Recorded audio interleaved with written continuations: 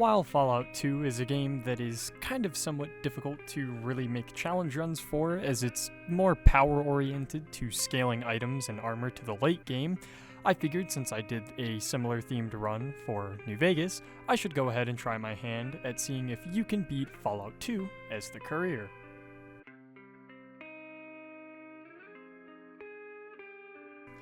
Now, while I get through the intro bit of making my character and everything, let me explain some things about this run. Fallout 2 is a game that doesn't really have weapon variety.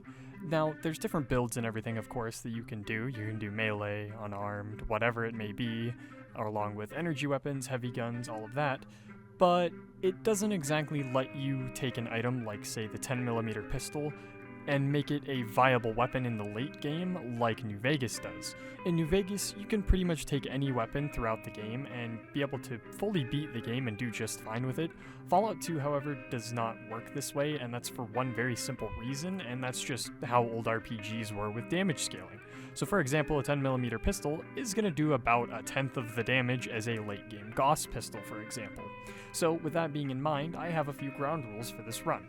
Considering I'm trying to play the run themed around the Courier from Fallout New Vegas, I figure I'm going to stick to using the 44 Magnum as my early game weapon, and then once I get to the mid to late game, I'm going to be switching to the sniper rifle. The reason I picked the sniper rifle is while I do have access to better weapons down the line, such as the Gauss rifle and the Pulse rifle, I figured the sniper rifle is about as close as I can get to an anti-material rifle in Fallout 2. And with the anti-material rifle being probably one of the canon weapons of the Courier in New Vegas, I figured that's, about as close as I can get for my endgame weapon, without the entire game just being me pacifist running through every encounter, because let's be honest, that would be fairly boring. Anyways, by now I've made it through the early game and actually gotten out into the world. I've passed the vault trial and whatnot. I've went to Klamath to start picking up some items, as well as just kind of stealing from people because I kind of need money and stuff early on, and with, me not really having much in the way of items, I don't really have a way to, do combat encounters and make money. Now, I can do quests, of course, and that's what I ended up doing for the majority of the early game after, just wandering around and trying to pick up as many early game supplies as I could, but that only gets me so much. I, of course, still have to go actually find a weapon to use. Now, I could just beeline to the absolute end of the game and just pick up everything and make myself overpowered right now, but I didn't really want to play things that way. So I went ahead and just followed the normal route that I do whenever I play through Fallout 2, instead of just booking it to the absolute end of the game, because Fallout 2 is a game that is very easy to sequence break. If you haven't played Fallout 2 before, you can essentially go get yourself Enclave power armor, as well as the strongest weapons in the game, at level 1. And also get about 15,000 XP and level yourself up 6 or 7 times right at level 1. I'm not going to be following this route, however, as I find it a bit too game-breaking for what I'm trying to do. So, for me, the early game is going to consist of me going through Klamath and dealing with a few quests around there, and then immediately heading towards the den. The main reason the den is so important is there is a singular dude here who sells a 44 Magnum. Once I get the 44 Magnum, I'll be able to do a bunch of good early game quests to start helping myself level up and picking up more supplies so that I can further myself down the line. Now, Fallout 2 is very hard to explain how the systems work.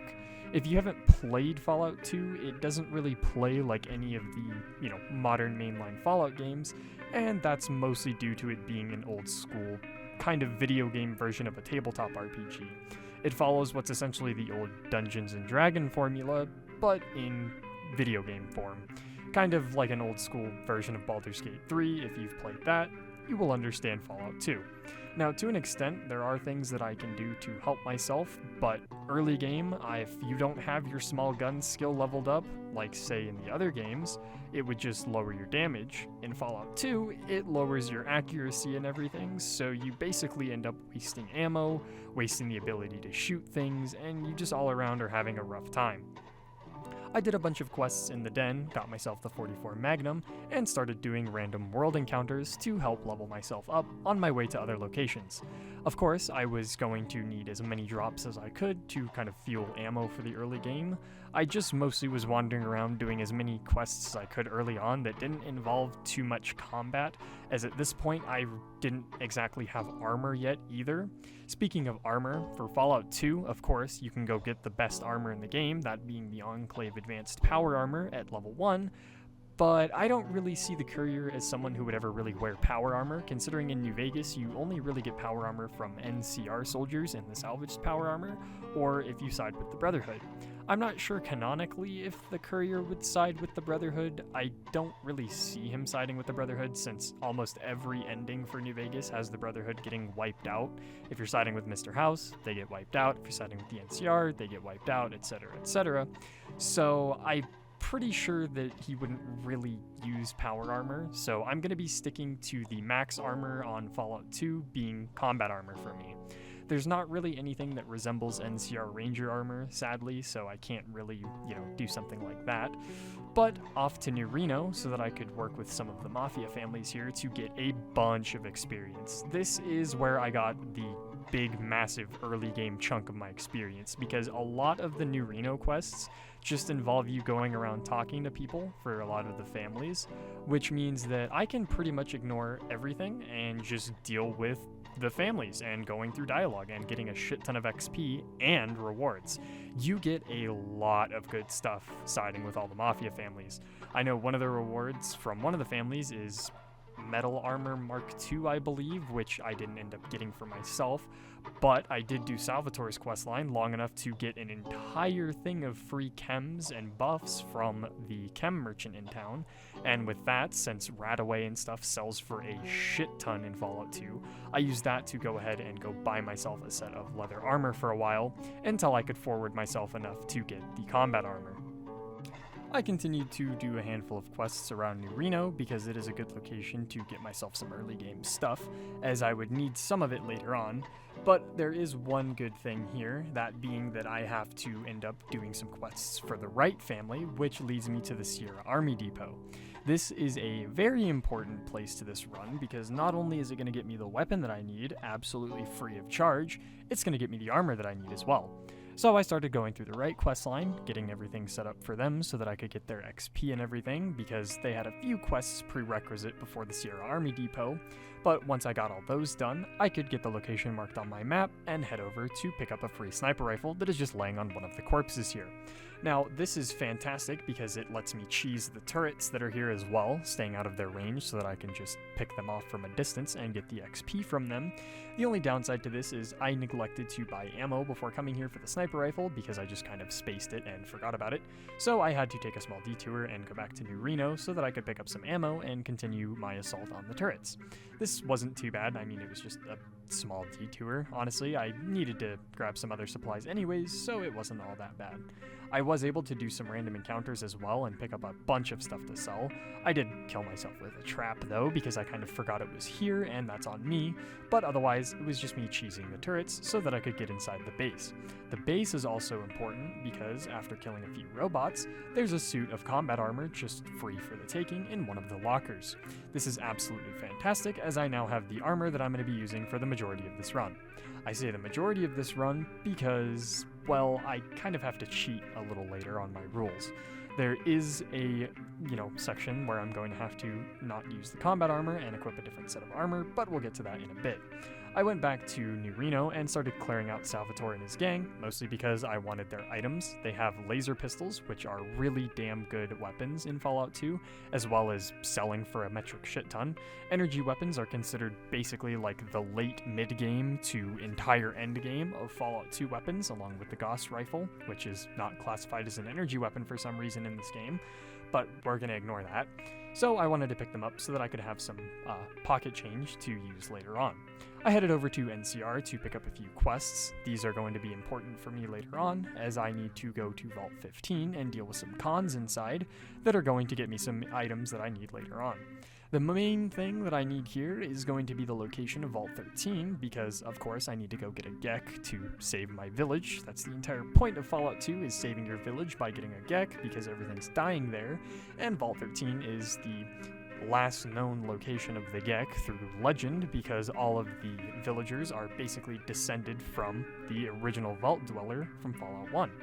So once I got there and started killing everything, I just picked up the stuff that I needed, got a good chunk of XP. I did get noob-tubed by a super mutant with a rocket launcher on my way back to NCR, which was lovely. I dropped the quest off and headed to Vault 13, which is now inhabited by sentient Deathclaws. Now, I'm just going to help the Deathclaws, which means that I need to go to New Reno and pick up a item. I don't know about you, but I'm not really willing to fight through an entire vault of sentient Deathclaws on my own with no help, so I just fixed them up and went ahead and headed to San Francisco. San Francisco is a great place for pretty much all of your endgame stuff. Everything really OP can be found here. Pulse pistols, Gauss rifles, Gauss pistols, etc. Basically all of the really cool shit is in San Fran, and that's why going to San Fran at level 1 and getting the quest to go to Navarro, speaking of, we're here now, is so overpowered. Navarro lets you basically in for free, and also lets you go get a suit of advanced power armor for free. And that's why Navarro is so busted, because taking the Vertibird plans back to San Francisco rewards you a metric shit ton of XP. And it also allows you access to the Brotherhood of Steel bunker to pick up some OP weapons, so that's the only reason I didn't do that strat. I would have missed out on basically everything that I've done in this video up until that point, but it was time for me to get the freighter up and running so that I could go to the Enclave's oil rig, as the Enclave needed to be smacked down. Now, here's where it comes in that I'm going to have to change out of my combat armor. The Enclave oil rig is obviously controlled by the Enclave, and the problem with this is that if I walk into any room not wearing a suit of power armor, whether it's strengthened power armor or regular power armor, I get absolutely bodied by a turret immediately. So I'm essentially forced to do the entire end section in advanced power armor, or save scum for hours and hours and hours with a sniper rifle, fighting probably 100 plus different Enclave soldiers. I definitely could have done it, but I didn't. Anyways, moving on, I had to acquire the presidential keycard so that I could turn the turrets on later on. The main reason that I needed the keycard was to, of course, turn the turrets on, as it was time to fight Frank Horrigan. I also convinced one of the Enclave squads to fight against me, who absolutely did not like Frank, so they were more than willing to kill him and escape the oil rig as well. And the turrets are pretty much a necessity, as well as the Enclave squad. The turrets do a lot of damage, and if you don't turn them against Frank, you turn them against yourself. So the main reason was, of course, to help myself during the fight, because I do absolutely no damage. A critical hit to Frank's eyes with the sniper was doing about 5 damage, sometimes as low as 3, so I was pretty much just forced to sit here and let the Enclave squad and the turrets do 99% of the work for the final boss, which is a bit sad, but there's not much else I can do about that. I beat Frank Horrigan, heavy air quotes on that one, and that was it. I had beaten Fallout 2, kind of themed as the Courier. As always, I hope you guys enjoyed this run. This one was pretty fun to do, honestly. It's been a fat minute since I've played through Fallout 2, so it was kind of nice to play through the game again as an excuse for a video. If you haven't given Fallout 2 a try and you have a computer and are willing to, I'd definitely recommend it. But as always, if you guys have suggestions, please leave them in the comments below. I appreciate each and every one of you for stopping by and showing support to the channel. I hope you guys enjoyed the video, and I will definitely be doing some more character-themed runs in the future. As always, I hope you all have a wonderful rest of your day.